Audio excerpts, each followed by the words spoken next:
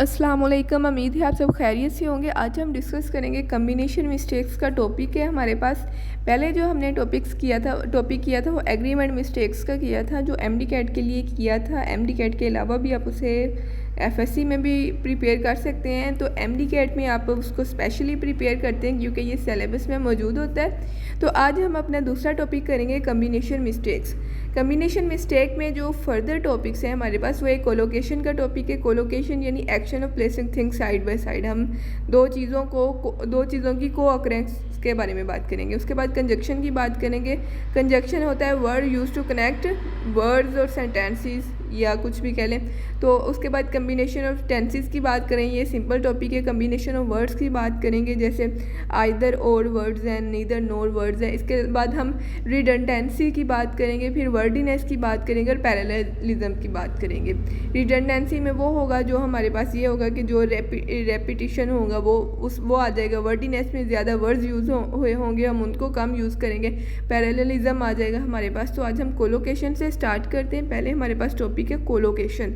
उसकी अगर हम बात करें तो ये क्या होता है कि सीरीज ऑफ वर्ड्स डेट को occur most often then would be by chance, यानी कि वो वर्ड्स जो मोस्टली अकर होते हैं। एक चीज़ होती है बाय चांस। बाय चांस मतलब जो अपनी हैबिट से मुखालिफ अकर हो, लेकिन ये को अकर करते हैं बाय चांस नहीं बल्कि according to some scheduled process.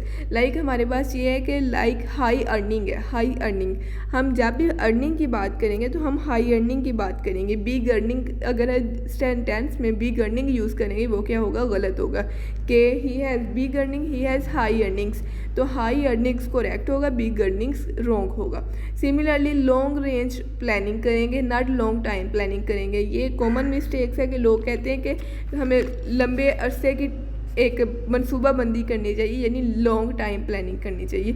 असल में लॉन्ग टाइम नहीं होता, लॉन्ग रेंज्ड प्लानिंग होता है। तो लॉन्ग रेंज्ड प्लानिंग करेक्ट होता है। सिमिलरली डू जस्टिस करेक्ट होता है, नॉट मेक जस्टिस, यानी Jiya did justice in distributing kebabs. तो ये जस्टिस के साथ डू आना है, डिड आना है, इसकी कोई भी फॉर्म आ सकती है। तो डू डिड वगैरह आना है। Similarly get into the car होता है, not went into the car.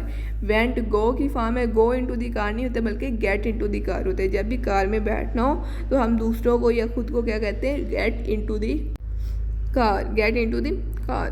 तो इसके अलावा आगे एग्जांपल्स लिखी हुई हैं। The review did not do justice to her talents, उसके टैलेंट को रिव्यू ने जस्टिस नहीं किया, कि जो रिव्यू दिया गया वो उसके टैलेंट के मुताबिक नहीं था। तो यहाँ पे क्या यूज़ हुआ हमारे पास, डू जस्टिस। यहाँ पे मेक नहीं यूज़ हो सकता था।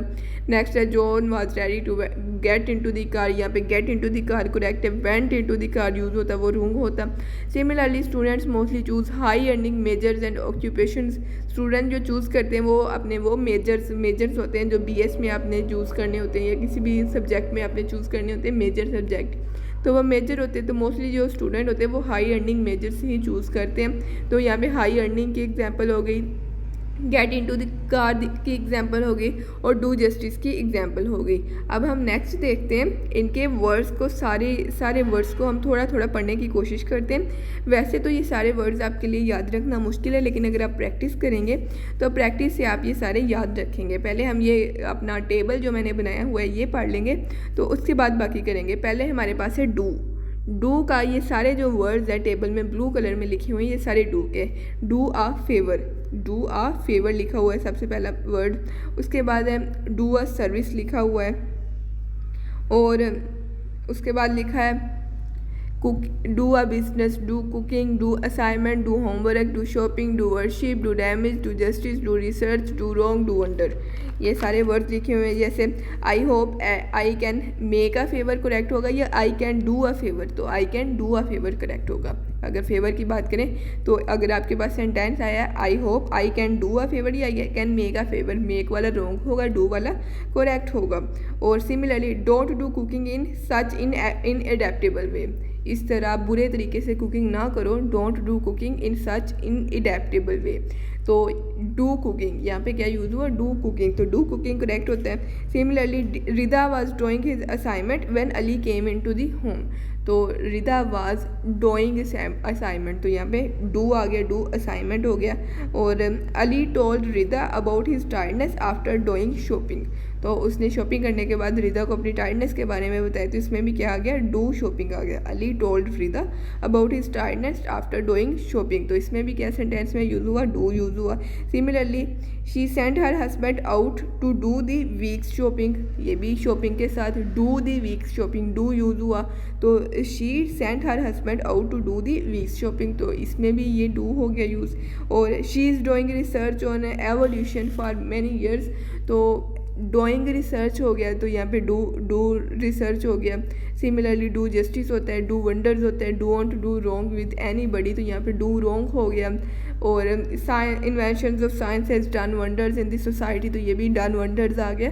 तो ये सारे क्या है कि डू के साथ यूज़ हो गए ये सारे। अगर आपने रट्टा लगाना है तो रट्टा मुश्किल है, ये जब तक आप प्रैक्टिस नहीं करेंगे प्रैक्टिस नहीं होगी इसे। और प्रैक्टिस के साथ साथ ये जो मैंने अभी एग्जांपल्स बोली हैं, एग्जांपल्स भी बहुत इम्पोर्टेंट होती हैं। तो जैसे ये अगर हम कहें कि ये डू रोंग की बजाय हम बोल दें मेक रोंग, तो ये भी गलत हो जाएगा, तो ये डू रोंग ही करेक्ट होगा। तो ये सारे वर्ड्स आपने एक दफ़ा, दो दफ़ा, तीन दफ़ा पढ़ लेने, पढ़ने के बाद आपने इनकी एग्जांपल्स या इनके सेंटेंस बनाने की कोशिश करनी है। जब आप सेंटेंस बनाते हैं, डेली लाइफ में यूज़ करते हैं, तो तब भी ये आपके याद रहते हैं। एंड आफ्टर डैट आप जब प्रैक्टिस करते हैं तब भी ये आपके याद रहते हैं। तो सिमिलरली आप याद करें, do a favour, do service, do business, do cooking, do assignment, do homework, do shopping, do worship, do damage, do justice, do research, do wrong, do wonder. तो इस तरह आप एक जो कॉलम है उसको एक दफ़ा याद कर सकते हैं, दूसरे कॉलम को दूसरी दफ़ा याद कर सकते हैं। तो ये डू का था पहला। उसके बाद है मेक के। ये आसान सा टॉपिक है, लेकिन ये कि इस पर कंटेंट ज़्यादा होता है थोड़ा, तो इसलिए थोड़ा मुश्किल लगता है। तो मेक फिल्म है पहला, मेक फिल्म है। तो director made 20 films this years, या has made 20 films this years. तो यहाँ पे क्या किया, मेड फिल्म्स, तो यहाँ पे फिल्म्स आ गया, मेड फिल्म्स। तो ये मेड यूज़ हुआ इसके साथ। सिमिलरली है make choice, make a choice, आपको पता है ये तो काफ़ी ज़्यादा कॉमनली यूज़ होता है। You should make choice according to your interest, ये काफ़ी ज़्यादा कॉमन सा जुमला है कि you should make choice according to your interest. तो ये चॉइस के बारे में हो गया। उसके अलावा मेक कंपैरिजन है। कंपैरिजन में आप कर सकते हैं कि Nida's wardrobe is full of beautiful dresses and she can not make comparison between them. तो ये मेक कंपैरिजन का एक सेंटेंस हो गया। सेंटेंस को लिखते भी जाएं, क्योंकि जब आप सेंटेंस की शक्ल में करते हैं तब आपको ज़्यादा याद रहता है। जैसे ये टेबल बना है, टेबल की शक्ल में आपको ज़्यादा भूलता है, तो आपने ज़्यादा याद रखना। तो इसलिए ये एग्जांपल्स जो मैं बोल रही हूँ ये लिखते भी जाएं। Nida's wardrobe is full of beautiful dresses and she can not make comparison between them. उसके बाद है मेक डिसीजन, फैसला करना। One should make any decision according to his priority. तो मेक डिसीजन, ये डिसीजंस का बन गया। उसके बाद है make difference what it make difference what I wear. तो इससे क्या फ़र्क पड़ता है कि मैं क्या पहनूं, तो ये डिफरेंस आ गया। Make effort, you should make your full efforts to reach your goal. तो ये आपको अपनी एफर्ट्स करनी पड़ेंगी। Make mess, don't make any mess here because guests are arriving here soon. तो आप मैस का बना सकते हैं। Make mistake, the children were making many mistakes and their parents abused them। तो इस तरह आप इनकी मिस्टेक की एग्जांपल बना सकते हैं। Make money, nowadays everyone is running to make money। तो ये मेक मनी का बन गया।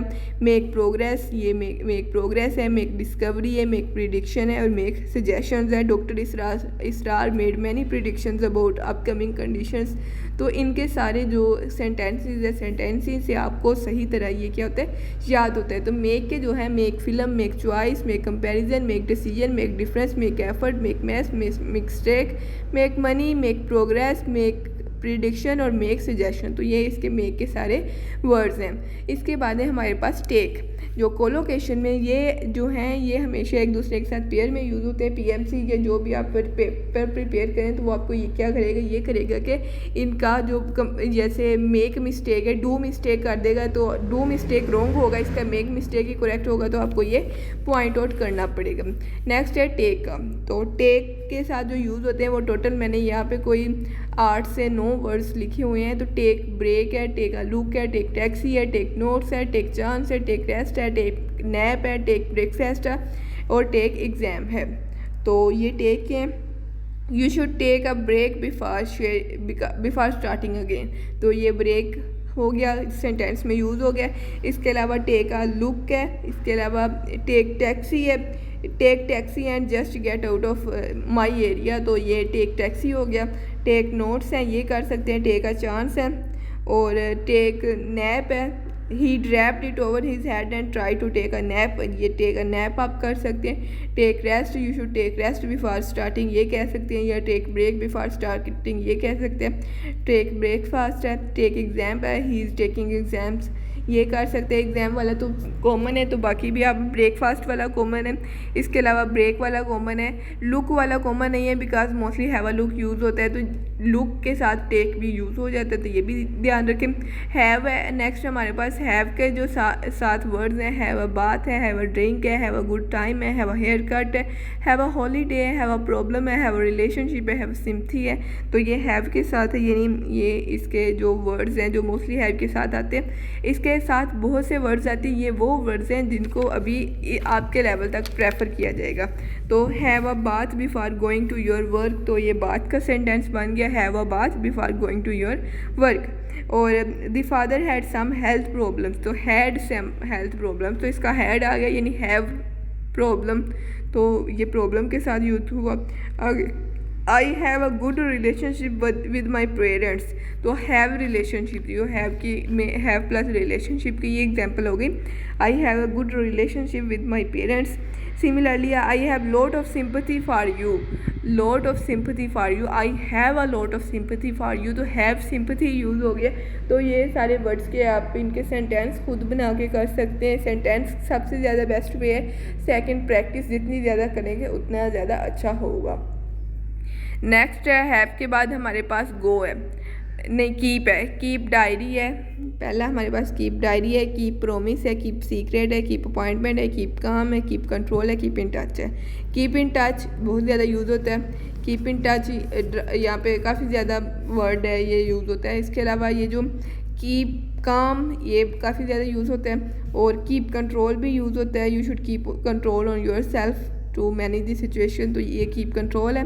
कीप अपॉइंटमेंट है, ये भी यूज़ होता है। कीप सीक्रेट है, तो ये भी यूज़ होता है। और इसके अलावा you should keep a diary to make your events notable या to note your events, daily events, तो ये आप कीप अ डायरी कर सकते हैं। सिमिलरली कीप प्रोमिस है, a good man always keeps his promise, तो ये कीप प्रोमिस हो गया। सिमिलरली कीप सीक्रेट है, never trust a man who can not keep secrets of the other, तो अदर्स ये उस बंदे पे ट्रस्ट ना करे जो दूसरों के सीक्रेट नहीं रख सकते, तो यहाँ पे कीप सीक्रेट यूज़ हुआ है, तो ये भी करेक्ट है। इसके साथ work hard to keep the situation under controlled, तो ये कीप कंट्रोल हो गया, ये भी कीप के साथ कंट्रोल का यूज़ हो गया। तो ये कीप के जो वर्ड्स हैं ये वाले, keep diary, promise, secret, appointment, काम, कंट्रोल, इन टच, ये इस तरह आप याद रख सकते हैं। नेक्स्ट है go, go bad, go bald, go bankrupt, go blind, go mad.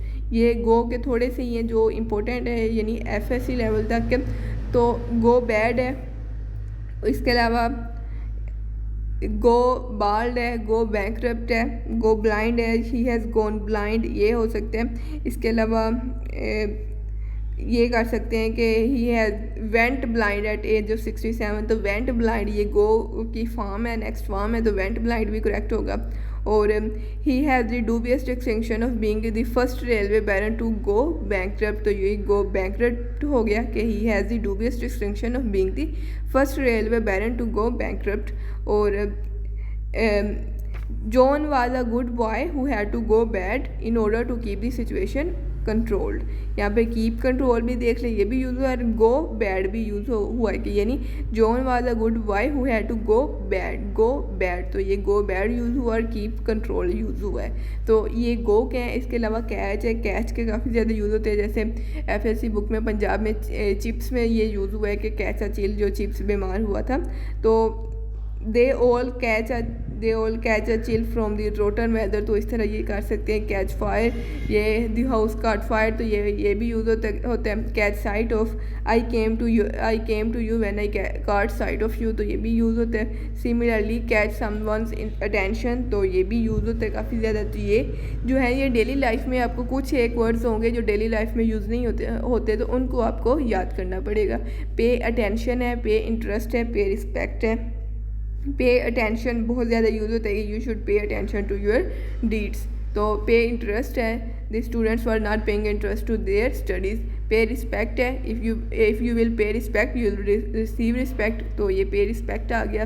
तो ये पे था, ये कोलोकेशन ऑफ वर्ड्स था। कोलोकेशन वर्ड्स में ये जो भी पेयर यूज़ हुए हैं, इनके अलावा अगर हम यूज़ करेंगे क्या होगा, हमारा गलत हो जाएगा। इनके अलावा जो भी पेयर यूज़ करेंगे वो गलत हो जाएगा। आगे ये कुछ वर्ड्स लिखे हैं जो स्पेशली यूज़ होते हैं, गलत यूज़ होते हैं, तो इनको कैसे यूज़ करना है। जैसे हैव अ गुड टाइम है, ये सही वर्ड है, इसको इसी तरह यूज़ करना है। वोर साइड बर्न्स है, कुछ लोग कहते हैं I have keep side kept या कीप साइड बर्न्स, तो ये गलत है। जो साइड की जो दाढ़ी का जो अरेंजमेंट बनाते हैं, तो जो वोर साइड बर्न्स है वो करेक्ट होता है। वोर साइड बर्न्स क्या यूज़ होगा, he has won sideburns. तो discharge from hospital, not released from hospital, ये काफ़ी ज़्यादा कॉमन है। ये सेंटेंस में अगर आ जाए तो आपको वो मिस गाइड करेगा। वो लिखा होगा कि रिलीज्ड फ्रॉम हॉस्पिटल, तो आपको लगेगा ये करेक्ट है, लेकिन रिलीज नहीं, हॉस्पिटल के लिए डिस्चार्ज होता है। सिमिलरली नेक्स्ट है हमारे पास कमिट क्राइम है। डू क्राइम जो होगा हमारे पास रॉन्ग होगा, कमिट क्राइम जो होगा वो हमारे पास करेक्ट होगा। डू क्राइम जब भी आएगा ये क्या होगा, हमारे पास रॉन्ग होगा। आगे डू रॉन्ग होता है, मेक मिस्टेक होता है, रॉन्ग के साथ डू आता है, मिस्टेक के साथ मेक आता है। जैसे यहाँ पे हमने मेक में मिस्टेक का पढ़ा था, तो डू रॉन्ग, मेक मिस्टेक। और science has done wonders, do wonders ये हो गया। तो ये स्पेशली याद रखें। बाकी टेबल भी आप अगर कर लें तो वेल एंड गुड। टेबल आप रट्टा तो नहीं लगा सकते, लेकिन इनके एक तो सेंटेंस बना के कर सकते हैं, दूसरा आप जो मैंने सेंटेंस याद किए उनको जो मैंने आपको बताया उनको माइंड में रख सकते हैं। और तीसरा प्रैक्टिस जितनी ज़्यादा करेंगे उतना ये टॉपिक अच्छी तरह आपका प्रिपेयर होगा। नेक्स्ट है हमारे पास कंजक्शन। अभी हम इनको सिर्फ इंट्रोडक्शन करेंगे, इनके ये सारे टॉपिक करेंगे। जो मेन बात है, जो प्रैक्टिस वाली बात है, वो बाद में हम करेंगे, वो भी इंशाल्लाह करेंगे, लेकिन अभी वो नहीं। अभी सिर्फ आप ये टॉपिक की इंट्रोडक्शन ले लें, इनके सारे जो रूल्स कह रहे हैं ये सारा कर लें। तो कंजक्शन हमारे पास 3 तरह की है, कोऑर्डिनेटिव कंजक्शन, कोरिलेटिव कंजक्शन और सबऑर्डिनेट कंजक्शन। तो ये 3 कंजक्शन हैं जो सबसे पहले हम करेंगे। वो कौन सी है, कोऑर्डिनेटेड कंजक्शन। कोऑर्डिनेट कंजक्शन जो वो कंजक्शन है जो ग्रामेटिकली इक्वल चीज़ों को कनेक्ट करती है। इसका जो मेन बात ही यही है कि ये क्या करती है, ग्रामेटिकली इक्वल चीज़ों को कनेक्ट करती है। वो 2 वर्ड्स हो सकती है, 2 फ्रेजेस हो सकती है, 2 इंडिपेंडेंट क्लासेस हो सकती है। इनको ये क्या, इसका काम है कनेक्ट करना। 2 वर्ड्स हैं, फॉर एग्जांपल एंड 2 वर्ड्स के दरमियान में यूज़ हो सकते हैं। 2 फ्रेजेस हैं, उनके दरमियान ये यूज़ हो सकती है। 2 इंडिपेंडेंट क्लासेस है, तो उनके दरमियान में ये यूज़ हो सकती हैं। तो ये तो मोस्टली लोगों को पता होता है। तो ये जो कंजक्शन है हमारे पास, ये कौन सी है, fan boys for and, not, but, और, येट, सो।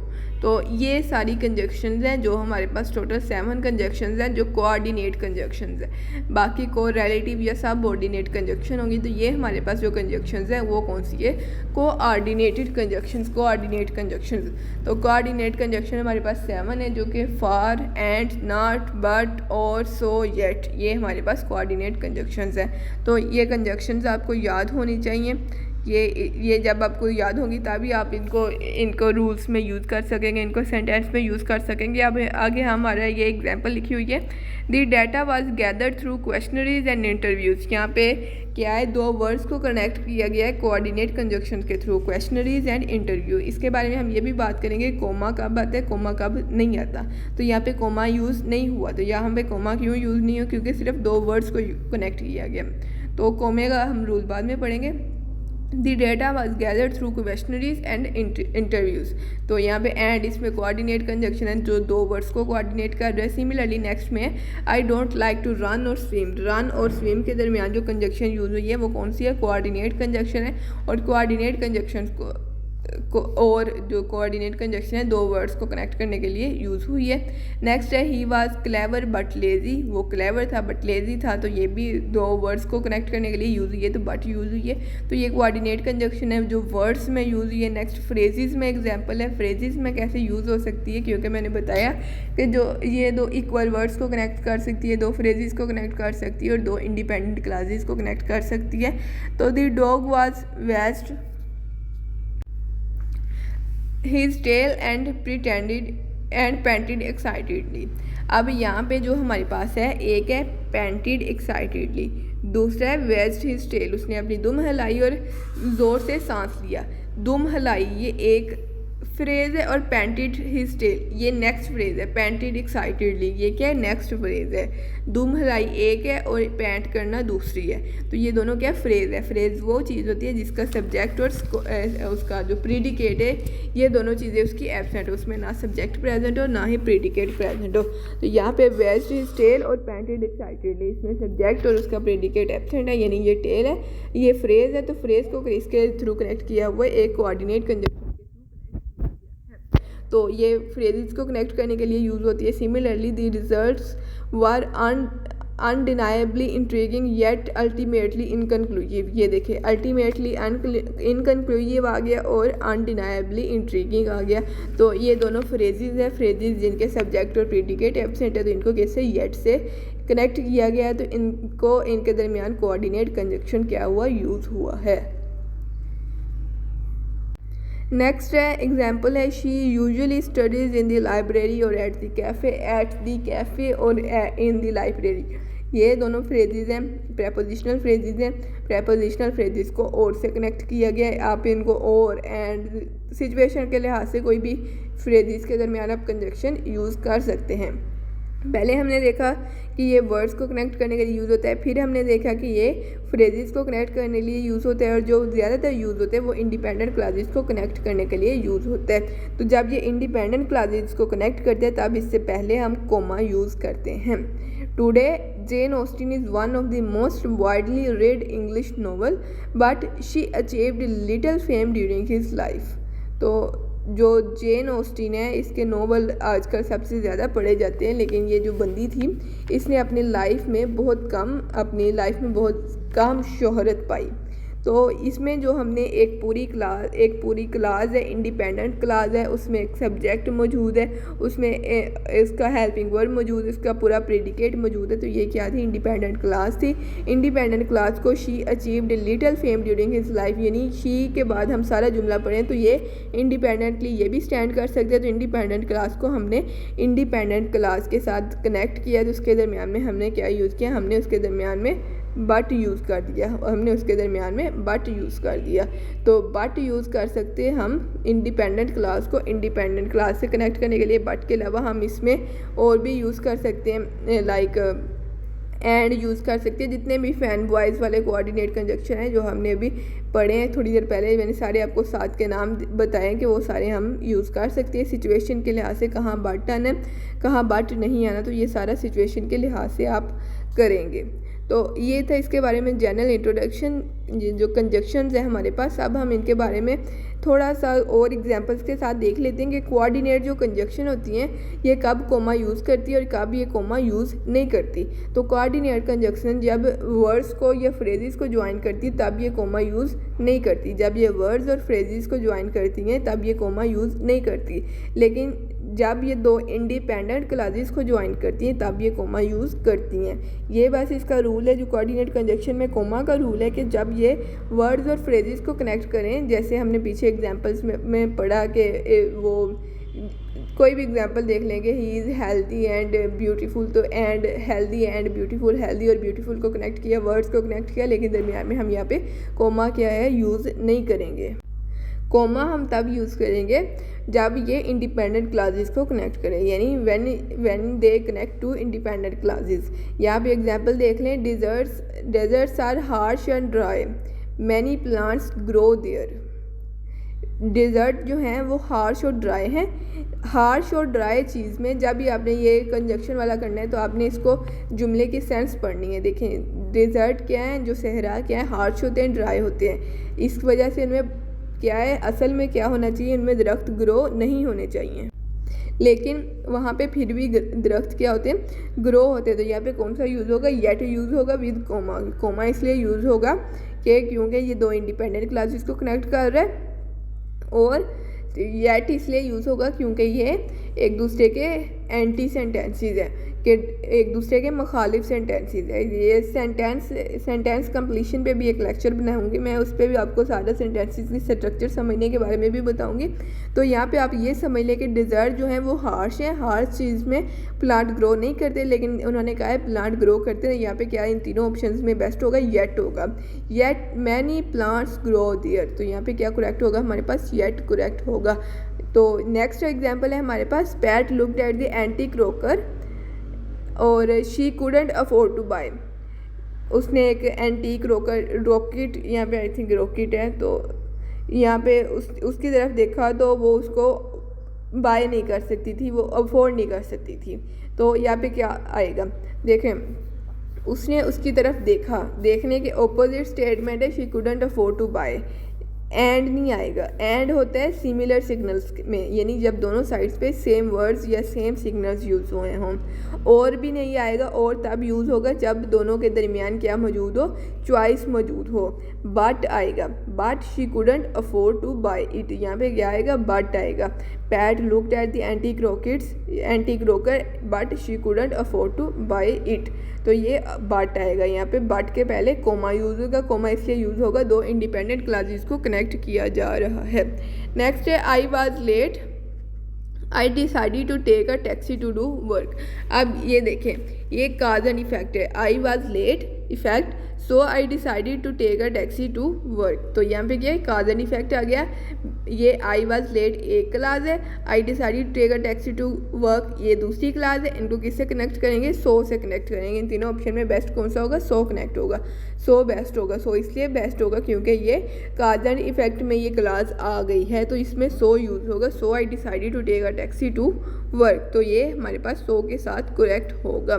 तो ये कंजक्शन की थोड़ी एग्जांपल्स थी। नेक्स्ट हम देखते हैं सब ऑर्डिनेट कंजक्शन के बारे में, सब ऑर्डिनेट कंजक्शन के बारे में। तो सब ऑर्डिनेट कंजक्शन जो होती हैं वो क्या करती है कि जो सब ऑर्डिनेट क्लास होती है या इंडिपेंडेंट क्लास होती है उसको मेन क्लास के साथ कनेक्ट करती है। इसका हम कोमा का रूल भी पढ़ेंगे और वैसे भी इसको पढ़ने की कोशिश करेंगे।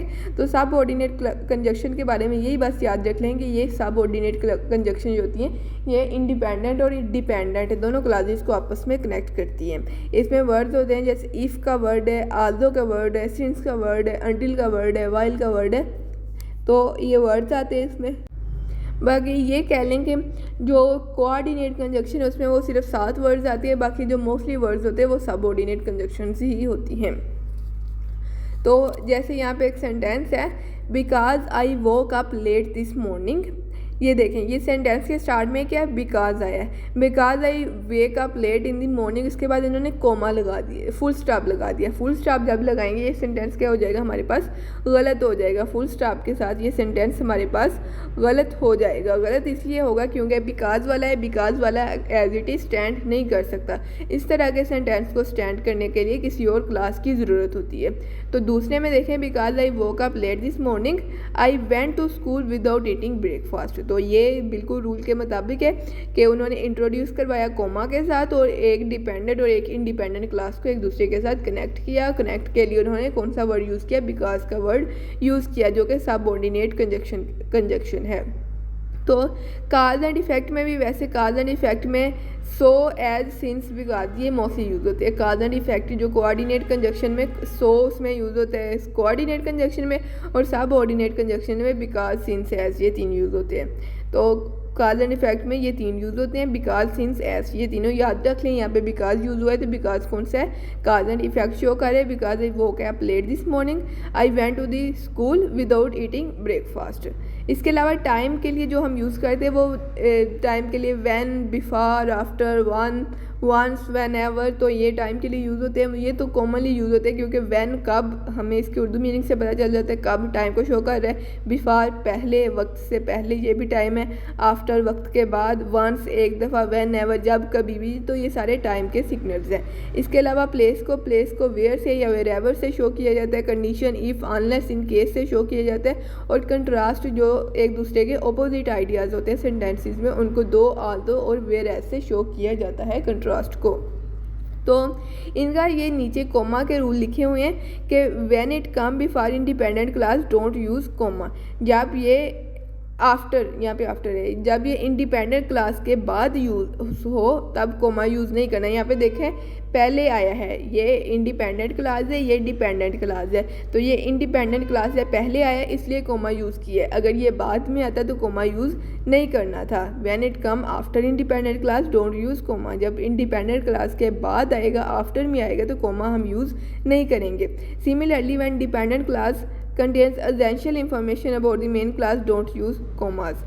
ये एक एक्सेप्शनल रूल है कि जब डिपेंडेंट क्लास जो है वो पहले आए और उसमें जो है वो इसेंशियल इंफॉर्मेशन या बेहद इसेंशियल इंफॉर्मेशन तभी कोमा नहीं यूज़ करते, और कोमा तब यूज़ करते हैं जब सब ऑर्डिनेट क्लास या dependent clause at start of sentence use हो। जब dependent clause at start of sentence use हो, जैसे इस सेंटेंस में यूज़ हुई है, तब हम क्या करेंगे, कोमा से इसको कनेक्ट करेंगे, तब हम कोमा यूज़ करेंगे। जब ये बाद में आएगी तब कोमा यूज़ नहीं करेंगे। तो ये इसके कोमा के रूल थे। अब हम इसकी कुछ एग्जांपल्स देख लेते हैं। तो एग्जांपल्स अगर हम देखें तो I was finishing my homework, she began cooking. I was finishing my homework. As, यहाँ पे क्या यूज़ होगा, एज यूज़ होगा। यहाँ पे क्या यूज़ होगा, फिनिशिंग होमवर्क, ये टाइम सिग्नल है, ये काज का सिग्नल है, तो यहाँ पे क्या यूज़ होगा, काज का। एज यूज़ होगा, as I was finishing my homework. यहाँ पे क्या होगा, कोमा आएगा कि नहीं आएगा, कोमा आएगा क्योंकि डिपेंडेंट क्लास पहले आ गई, इंडिपेंडेंट बाद में आई, तो यहाँ पे क्या होगा, कोमा आएगा। As I was finishing my homework she began cooking. As I was finishing my homework she began cooking, तो यहाँ पे कोमा आएगा। स्टार्ट में एज आएगा, एज इसलिए आएगा क्योंकि काज एंड इफेक्ट है, तो कोमा इसलिए आएगा क्योंकि डिपेंडेंट क्लास पहले आई है। अब नेक्स्ट देखें, he will let us now dash he decides. As soon as आएगा। वाइल होता है एट अ टाइम, लम्हे के लिए। एज सून एज जब भी या जल्द भी, जितनी जल्दी वो डिसाइड करेगी, तो यहाँ पे क्या आएगा, as soon as he decides. तो इनके दरमियान कोमा नहीं आएगा। कोमा इनके दरमियान क्यों नहीं आएगा, क्योंकि डिपेंडेंट क्लास बाद में आई है। डिपेंडेंट क्लास पहले आई तो कोमा आता है, बाद में आई तो कोमा नहीं आता। तो he will let us know as soon as he decides. Next देखें, Mary is rich while I am poor. यहाँ पे वाइल जब के मायने में यूज़ हुआ है, Mary is rich while I am poor, तो यहाँ पे भी कोमा यूज़ नहीं होगा। कोमा क्यों यूज़ नहीं होगा, कोमा इसलिए यूज़ नहीं होगा क्योंकि डिपेंडेंट क्लास बाद में आई है, इंडिपेंडेंट क्लास पहले आई है। नेक्स्ट है, the test is difficult you had better get some sleep. As, यहाँ पे काज एंड इफेक्ट है, एज टेस्ट इज़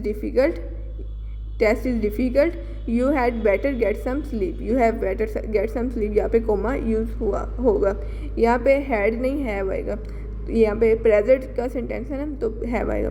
तो नेक्स्ट है हमारे पास, he loves music so much he decided to go to conservatory, तो उसे म्यूज़िक बहुत पसंद था। एज की है ही नहीं है, दो ये सिंस ही लव्स म्यूज़िक, क्योंकि उसे म्यूज़िक पसंद था। नेक्स्ट कोमा आएगा, कोमा इसलिए आएगा क्योंकि डिपेंडेंट क्लास पहले आई है। He decided to go to controversy, तो ये है। नेक्स्ट है, शी एट अनटिल या आफ्टर आई हैड लेफ्ट, तो यहाँ पे आफ्टर आएगा। शी एट, वो खाती रही, उसने खाना खाया जब मैं जा चुका था या जा चुकी थी। She ate after I had left, तो इसमें कोमा नहीं आएगा क्योंकि डिपेंडेंट क्लास क्या है, बाद में आई है। लास्ट है हमारे पास, वी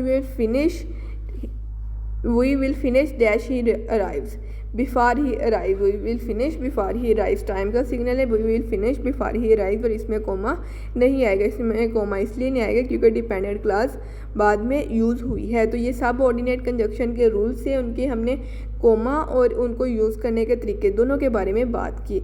नेक्स्ट हमारे पास जो टॉपिक है वो कम्बिनेशन ऑफ टेंसेस का है।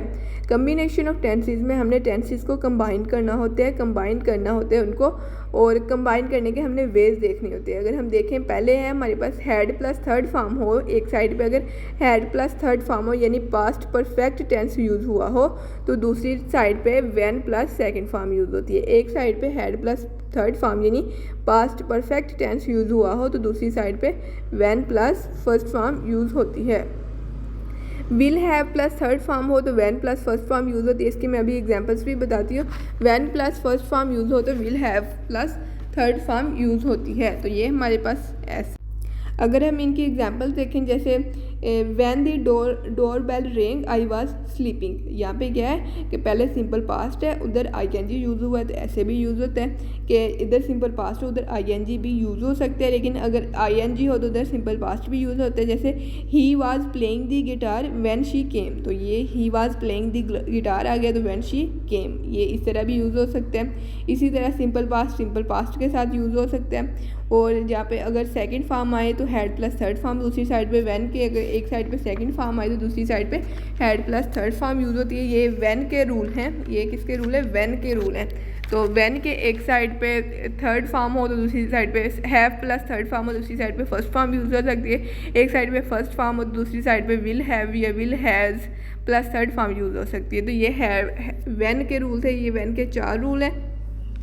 इसके बाद जो रूल है हमारे पास वो कंडीशनल सेंटेंसेस है। कंडीशनल सेंटेंसेस ये मोस्टली सबको पता होते हैं, लेकिन फिर भी मैं एक दफ़ा रिपीट कर देती हूँ।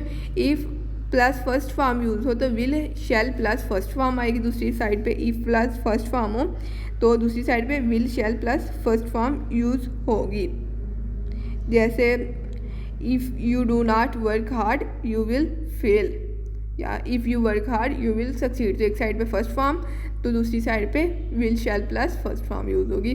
तो यहाँ पे विल शैल की जगह मे मस्ट वगैरह या कैन ये भी यूज़ हो सकते हैं। तो दूसरा कंडीशनल सेंटेंस है हमारे पास, अगर एक साइड पे second if plus second form use हो तो दूसरी साइड पे would plus second form would plus first form आएगा। यहाँ पे वुड प्लस फर्स्ट फॉर्म आएगा। एक साइड पे would plus second form use हो तो दूसरी साइड पे would plus first form use हो सकता है। जैसे if I were you I would want to be an engineer, अगर मैं आपकी तरह होता, आपकी जगह होता तो मैं इंजीनियर बनना चाहता। इफ़ आई वर यू, एक साइड पे क्या हुआ सेकंड फॉर्म यूज़ हुई, दूसरी साइड पे I would want to be an engineer, तो वुड वांट ये would plus first form use हुआ है। यहाँ पे वुड की जगह कुड शुड ये भी यूज़ कर सकते हैं। तो नेक्स्ट है हमारे पास इफ़ के साथ had plus third form use हो तो दूसरी साइड पे would have plus third form भी यूज़ हो सकती है। जैसे इफ़ इट हैड रेन्ड, ये क्या हैड प्लस थर्ड फॉर्म है यानी परफेक्ट टेंस यूज़ हुआ है। तो दूसरी साइड पे क्या यूज़ हो सकता है? वुड हैव यूज़ हो सकता है। If it had rained you would have gotten wet, तो यहाँ पे वुड हैव गोटन ये यूज़ हुआ है। तो इस तरह ये कंडीशनल सेंटेंसेस है। कंडीशनल सेंटेंसेस आसान होते हैं, इनके बस अगर आप रूल्स याद कर लें तो ये आपका टॉपिक हो जाते हैं। इसके अलावा एंड पे ज़ीरो कंडीशनल वो होते हैं जो कि यूनिवर्सल ट्रूथ होते हैं या साइंटिफिकली प्रूवन ट्रूथ होते हैं, जिनका सबूत मैसर हो, तो उनके लिए हम पास्ट वगैरह यूज़ नहीं करते, उनको हम मोस्टली प्रेजेंट में दोनों सेंटेंसेस करते हैं। लेकिन ये याद रखें दोनों साइड पे प्रेजेंट यूज़ हो सकते हैं, दोनों साइड पे फ्यूचर यूज़ नहीं हो सकता, यानी दोनों साइड पे विल नहीं आ सकता, दोनों साइड पे फर्स्ट फॉर्म आ सकती है। जैसे यहाँ पे एग्जांपल लिखी है, if you heat water it evaporates, if you heat the water it evaporates. तो ये क्या सिंपल सेंटेंस है कि अगर आप पानी को गर्म करेंगे ये इवेपोरेट हो जाएगा। ये साइंटिफिकली प्रूवन ट्रूथ है, तो इसलिए ये क्या है हमारे पास करेक्ट है। तो ये कम्बिनेशन ऑफ सेंटेंसेस था हमारे पास सारा टॉपिक। तो कम्बिनेशन ऑफ सेंटेंसेस भी हमने देख लिया। नेक्स्ट है हमारे पास combination of words. Combination of words का टॉपिक है नेक्स्ट हमारे पास। इसमें जो हमारे पास वर्ड्स हैं इनको एज अ पेयर यूज़ करना होगा। आप चाहें तो सारा लेक्चर आज ही ले लें, आप चाहें तो इसको 2 पार्ट्स में ले लें, क्योंकि ये जो कम्बिनेशन पीछे हमने किया था, जो किया था जैसे हैव मेक इनके साथ वर्ड्स का वो कम्बिनेशन है, वो भी आपको याद करना ज़रूरी है, ये भी याद करना ज़रूरी है। तो एक लेक्चर में भी आपको थोड़ा प्रॉब्लम हो तो आप इसको 2 या 3 लेक्चर्स में कंबाइन करके भी ले सकते हैं। तो यहाँ पे कम्बिनेशन ऑफ वर्ड्स हैं, ये वर्ड्स याद रखें इनको। एक तो आप इनको रट्टा भी लगा सकते हैं, तो इनको सेंटेंसेस में भी यूज़ कर सकते हैं। जैसे neither not either or, not only but also too to, not but both and both between, all among, no other than, such as, such that, rather than, whether or, either और, although, hardly, scarcely, when, less, should, than, any other, no, sooner than। इसको आप 10 से 15 minute में इनको एक दफ़ा याद कर लें। याद करने के बाद इनको प्रैक्टिस करें। याद इसलिए करना है क्योंकि ये जब आप एक दफ़ा याद कर लेंगे ये आपके मुंह पे चढ़ जाएंगे, कहते हैं ना ज़ुबान पे अल्फाज आ जाना, तो आपको खुद ही आप एक वर्ड बोलेंगे इधर और neither, not not only but also whether और although comma hardly scarcely when. तो इस तरह आप इनको एक सांस में पढ़ सकते हैं, यानी आप जब भी इनको देखेंगे तो आपका बिला कोई टाइम वेस्ट किए आप इनको सोल्व कर सकते हैं। अगर हम इनकी एग्जांपल्स की बात करें, इनको पेयर्स में कैसे कैसे यूज़ कर सकते हैं, जैसे she can have either T और कॉफ़ी, ये बहुत यूज़ होता है, she can have either T और कॉफ़ी, तो ये इधर यूज़ हो गया। इसके अलावा he either washes the cloth himself or ask her to wash them, तो ये भी इधर यूज़ हो गया, इधर और यूज़ हो गया। और John told Hira that I will neither call you nor send you a message, तो यहाँ पे नीदर और नोर यूज़ हो गया कि जॉन ने हीरो को बताया that he will not call you neither send you a message, NOR send you a message, तो ये नीदर नोर यूज़ हो गया। इसके बाद है हमारे पास नॉट ओनली बट आल्सो है कि he is not only intelligent but also hard working boy, तो यहाँ पे not only but also use हो गया। नॉट ओनली बट आल्सो है। और टू यूज़ होते हैं, too he is too poor to buy clothes, he too good a man to offend anyone, तो ये टू यूज़ हो गया। नेगेटिव सेंस में मोस्टली यूज़ होता है। सिमिलरली नॉट बट यूज़ होता है, हमारे पास नॉट बट यूज़ होते हैं। और बोथ एंड यूज़ होते हैं, बोथ के साथ और नहीं यूज़ हो सकता है, यहाँ पे भी बोथ के साथ और आएगा, वो क्या होगा हमारे पास रोंग हो जाएगा, बोथ के साथ एंड ही आएगा, नॉट के साथ बट ही आएगा। नॉट के साथ एंड नहीं आ सकता, बोथ के साथ और नहीं आ सकता, नॉट के साथ एंड नहीं आ सकता, बोथ के साथ और नहीं आ सकता। और इसके अलावा बोथ बिटवीन होता है, बोथ के साथ अमंग भी नहीं आ सकता, दो लोग हैं इनके दरमियान अमंग भी नहीं आ सकता, बोथ के साथ और या अमंग दोनों नहीं आ सकते। बोथ एंड होता है या बोथ बिटवीन होते हैं। सिमिलरली आल के साथ बिटवीन नहीं आ सकता, आल के साथ अमंग आता है, आल अमंग, यानी आल के साथ ज़्यादा लोग हो तो अमंग आता है। नो अदर देन, ये एक लाइन होगी कि ये हमने याद कर लिया, नीदर नोर ईदर और not only but also to not but both and both between all among no other than, तो इनको अगर आप एक सांस में 3 से 4 दफ़ा पढ़ेंगे तो ये आपको याद हो जाएंगे, यानी आप आंख बंद करके भी इनको पढ़ सकेंगे। इसका फ़ायदा ये होगा कि जब आप प्रैक्टिस करेंगे तब आपका मज़ीद ये क्लियर हो जाएगा, आपका टाइम वेस्ट नहीं होगा इनको समझने में। तो neither nor not only but also to not but both and both between all among no other than, ये इनको आप इस तरह प्रिपेयर करें। नेक्स्ट है हमारे पास सच के साथ एज भी यूज़ होता है, सच के साथ डैट भी यूज़ होता है, सच एज भी यूज़ होता है, सच डैट भी यूज़ होता है। कंडीशन पे डिपेंड करते हैं कि एडजेक्टिव यूज़ हुआ है इसके आगे या फिर नाउन यूज़ हुआ है, इसके हिसाब से एज या डैट यूज़ होगा। तो रैदर के साथ देन यूज़ होता है, लेकिन रैदर के साथ बट यूज़ नहीं हो सकता, रैदर के साथ हमारे पास बट यूज़ नहीं हो सकता। सिमिलरली वेदर के साथ और या नोर दोनों यूज़ होते हैं, लेकिन वेदर के साथ एंड यूज़ नहीं हो सकता, वेदर और वेदर नोर इसके साथ एंड यूज़ नहीं हो सकता। इसी तरह आल्दो है हमारे पास, आल्दो के बाद कोमा आता है, येट नहीं आता। कुछ रूल्स कुछ इंग्लिश में बच्चे भी लिख देते हैं आल्दो या दो के साथ येट, तो दो या आल्दो के साथ कोमा आता है, इनके साथ येट नहीं आ सकता, इनके साथ येट नहीं आता। पहले लिखते थे लेकिन अब येट को अवॉइड किया जाता है। येट वाला अगर आपके पास अंडरलाइन नहीं है तो फिर करेक्ट हो सकते हैं, अदरवाइज़ अगर अंडरलाइन मिस्टेक है ये तो फिर ये आपका गलत होगा। तो आल्दो के साथ कोमा ही आएगा, हेयर हार्डली स्केर्सली के साथ व्हेन ही आएगा। जैसे hardly had John reached home when Jim started arguing with him, तो यहाँ पे हार्डली हैड जॉन यहाँ पे एक इन्वर्जन यूज़ हुई है, तो दूसरा इसमें व्हेन हुआ है कि hardly had John reached home when Jim started arguing him, तो व्हेन यूज़ हुआ है इसमें। तो हार्डली या स्केर्सली या बेयरली इनके साथ क्या यूज़ होता है, व्हेन यूज़ होता है। लेस्ट के साथ शुड यूज़ होते हैं। इसके अलावा देन एनी के साथ अदर यूज़ होता है। नो सूनर के साथ देन यूज़ होता है। No sooner had I received her call than I left for her home, मैंने जैसे उसकी कॉल रिसीव की मैं उसके घर के लिए निकल गया या निकल गई। तो ये था हमारे पास कम्बिनेशन ऑफ वर्ड्स आप ध्यान में रखें। नीदर नोर ईदर और not only but also to not but both and both between all among no other such as that rather than whether और although comma hardly scarcely barely when lest should than any other, तो ये आप इनको इस तरह याद कर सकते हैं। नेक्स्ट है हमारे पास जो टॉपिक है वो रिडंडेंसी है। रिडंडेंसी में ये होता है कि जो वर्ड्स होते हैं वो सिमिलर मीनिंग के वर्ड एक साथ आए होते हैं जो कि गलत होते हैं, उनको यूज़ करना गलत होता है। उनको सेंटेंस में अगर मार्क किया हो तो वो क्या होंगे, गलत होंगे। तो रिडंडेंसी में एग्जांपल्स मैंने ये कुछ लिखी हुई हैं, एग्जांपल्स इनको आप इन एग्जांपल्स को कर ली। ये सेंटेंस में जब भी यूज़ होते हैं आपको नज़र आ जाएंगे कि ये जब भी इकट्ठे यूज़ हों या फिर एक ही मीनिंग में यूज़ हो तो ये क्या होगा, गलत होगा हमारे पास।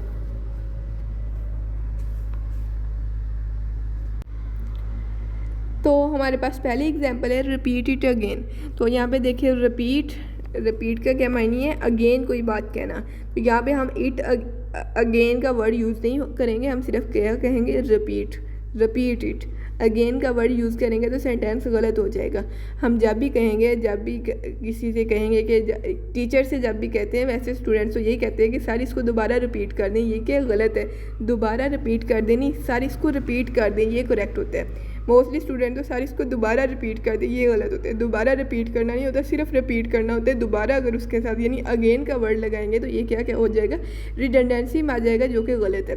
नेक्स्ट है हमारे पास एडवांस फॉरवर्ड। एडवांस का मतलब होता है मूव फॉरवर्ड। इसके मीनिंग में फॉरवर्ड पहले ही प्रेजेंट है, तो इसके साथ हम फॉरवर्ड क्या करेंगे, यूज़ नहीं करेंगे। एडवांस फॉरवर्ड गलत होगा।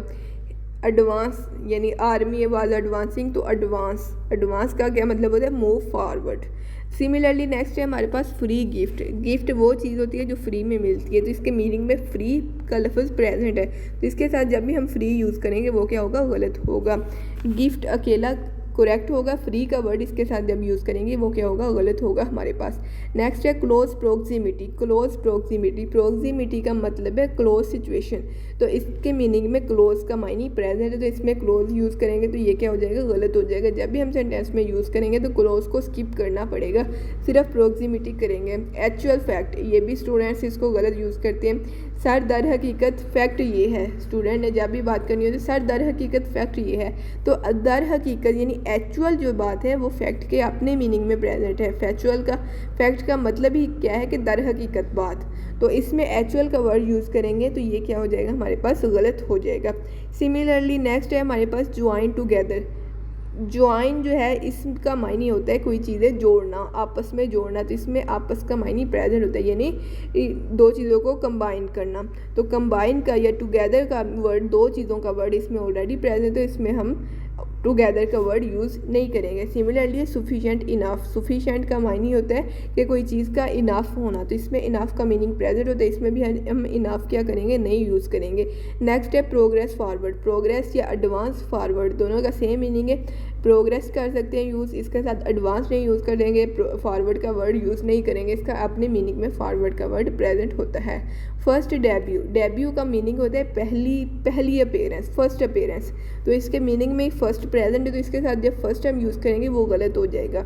तो नेक्स्ट है एटीएम मशीन। एटीएम जो वर्ड है इसमें एम जो है, एम स्टैंड फॉर मशीन, तो इसमें एम ऑलरेडी मशीन के लिए स्टैंड कर रहा है, तो हम इसमें मशीन का वर्ड क्या करेंगे, यूज़ नहीं करेंगे। नेक्स्ट है न्यू इनोवेशन।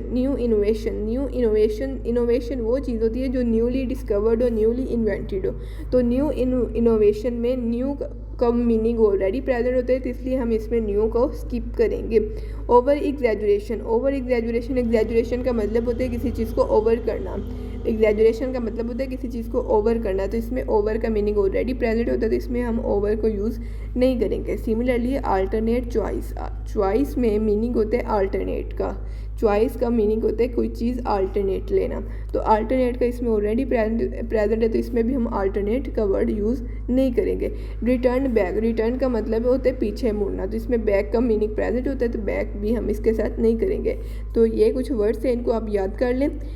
ये रिपीट इट अगेन है, इस तरह का आ सकते हैं। एडवांस फॉरवर्ड है, फर्स्ट फ्री गिफ्ट है, क्लोज प्रोक्सिमिटी है, एक्चुअल फैक्ट है, ज्वाइन टुगेदर है, सुफिशिएंट इनफ है, प्रोग्रेस फॉरवर्ड है, फर्स्ट डेब्यू, एटीएम मशीन है, न्यू इनोवेशन है, ओवर एग्जैजुरेशन है, अल्टरनेट चॉइस है, रिटर्न बैक है। तो ये सारे वर्ड्स हैं जो रिडंडेंसी के फॉर्म में आते हैं, तो इनको जब ये इकट्ठे आए, तो जब ये सेंटेंस में आपको अगर मार्क दी एरर का सेंटेंस हुआ तो इनको मार्क करना है, क्योंकि ये गलत हो के ये दोनों एक साथ यूज़ नहीं हो सकते, इनको अलग-अलग यूज़ करना होगा। इनके लिए एग्जाम्पल्स बोलने की ज़रूरत नहीं है। आई थिंक ये आपको वैसे ही ये वर्ड्स काट लें तो ये आपका वैसे ही टॉपिक क्लियर हो जाना है। नेक्स्ट हमारे पास सेकंड लास्ट टॉपिक है वर्डीनेस। सेकंड लास्ट टॉपिक है हमारा, ये जो पूरे टॉपिक का सेकंड लास्ट टॉपिक है वर्डीनेस। वर्डीनेस में ये होता है कि हम बहुत ज़्यादा वर्ड्स यूज़ कर रहे होते हैं, जो कि गलत है। हमें बहुत ज़्यादा वर्ड यूज़ नहीं करने होते, हमें थोड़े से वर्ड यूज़ करके अपना सेंटेंस कंप्लीट करना होगा। जो अगर आपको 4 सेंटेंसेस दिए हुए हैं, उनमें से आपको उन्होंने पूछा इनमें से कौन सा जो है करेक्ट है, तो आपने उसको करेक्ट कहना है जिसमें वर्ड्स कम हो और मीनिंग पूरा जो है वो कन्वे कर दिया गया हो। तो यहाँ पे आई कम टू रियलाइजेशन डैट, इसकी बजाय आप क्या कर सकते हैं, आई रियलाइज्ड, इसकी जगह आप कर सकते हैं ना। तो आई कम टू रियलाइजेशन डैट की बजाय आप क्या कर सकते हैं, आई रियलाइज्ड। तो इसमें आप आई रियलाइज्ड कर सकते हैं, ये नहीं कर सकते। Eight the point of time, eight the point of time की बजाय आप यूज़ कर सकते हैं देन, उसी के मीनिंग में आते हैं ना, इसकी जगह आप then I at the point of time की बजाय आप देन यूज़ कर लें, तो ये वर्डीनेस आपके वर्ड्स कम हो जाएंगे। Similarly she is of opinion that, इसके जगह आप यूज़ कर सकते, शी थिंक्स, ये यूज़ कर सकते हैं, she thinks regardless of any opinion, regardless of opinion, इसकी जगह आप यूज़ कर सकते, ऑल्दो यूज़ कर सकते हैं। In the process of test, during test आप यूज़ कर सकते हैं। यानी आप ये जो बहुत ज़्यादा प्रेपोजिशन है, जो आपके साथ आर्टिकल है, जो एक्स्ट्रा वर्ड्स हैं, इन सबको आप क्या कर सकते हैं, ख़त्म कर सकते हैं। तो वर्डीनेस में आपने ये करना होता है कि आपको 4 सेंटेंसेस दिए जाएंगे, 4 सेंटेंसेस में आपने वो सेंटेंस चूज़ करना होगा जिसमें वर्ड्स सबसे कम हो। ये नहीं करना कि आपने उसका एक्चुअल मीनिंग ही ख़त्म कर देना है, जो उसका सही मायने होगा वो ख़त्म नहीं करना। आपने क्या करना है कि उसका अल्टरनेट चूज़ करना है, कि उसके जैसे eight the point of time की जगह आपने क्या किया, आपने देन यूज़ कर लिया, क्योंकि देन उसकी जगह क्या था, करेक्ट था, तो आपने उसकी जगह देन यूज़ कर लिया, तो कोई मसला नहीं, आपने देन यूज़ करके उसको फुल जो मीनिंग था वो क्या किया, कन्वे कर दिया। तो इस तरह आप वर्डीनेस से अवॉइड कर सकते हैं। वर्डीनेस के वैसे तो काम आते हैं, लेकिन इसका आ भी सकता है, तो आपने इसको भी ध्यान में रखना होता है। In the process of test regardless of opinion, आपने इनकी बजाय इनके अल्टरनेटिव वर्ड्स को प्रेफर करना होगा।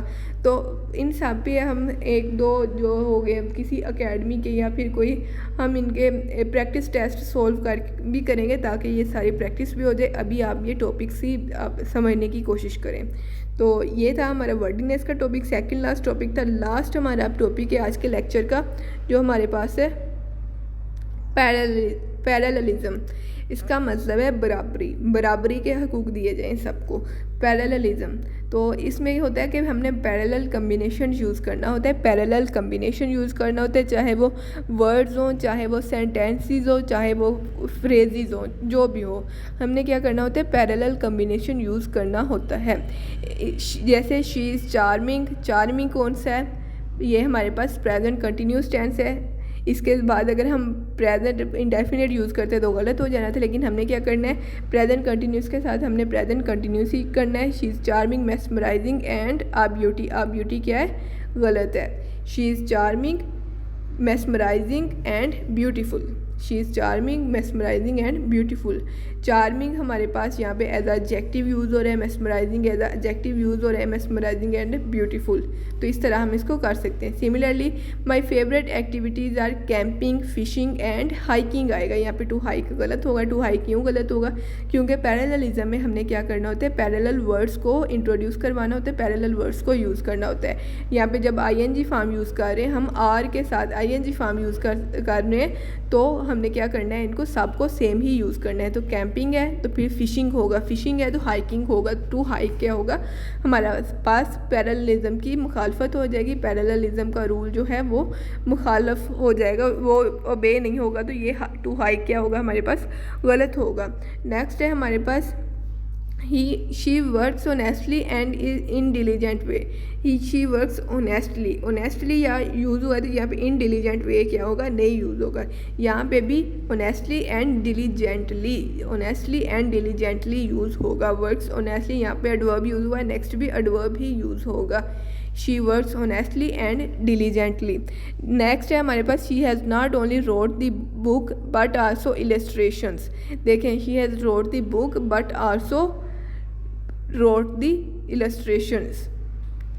रोट दी इलस्ट्रेशन, इस तरह आएगा कि उधर रोट दी बुक यूज़ हुआ है तो उधर भी रोट दी इलस्ट्रेशन यूज़ होगा, या फिर इलस्ट्रेटेड इट इस तरह यूज़ होगा कि पैरेललिज्म में जो उसके एडवर्ब जो वर्ब जो उनके एडजेक्टिव है वो सारे रूल्स बराबर रहें, जो उधर यूज़ हुआ है उधर भी वही यूज़ हो।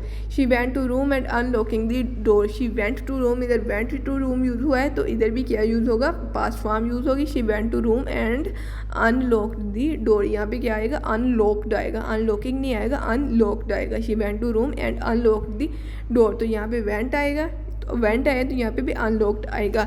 तो ये पैरेललिज्म का रूल था हमारे पास। पैरेललिज्म में हम ये करते हैं कि एंड या फिर कोई भी कंजक्शन हो या फिर कोई भी सेंटेंसेस ज्वाइन किए गए हों तो उनको हम उनके दोनों साइड्स पे पैरेलल वर्ड्स यूज़ करने की कोशिश करते हैं। जहाँ पैरेलल वर्ड यूज़ नहीं होगा वो क्या होगा, हमारे पास रॉन्ग होगा।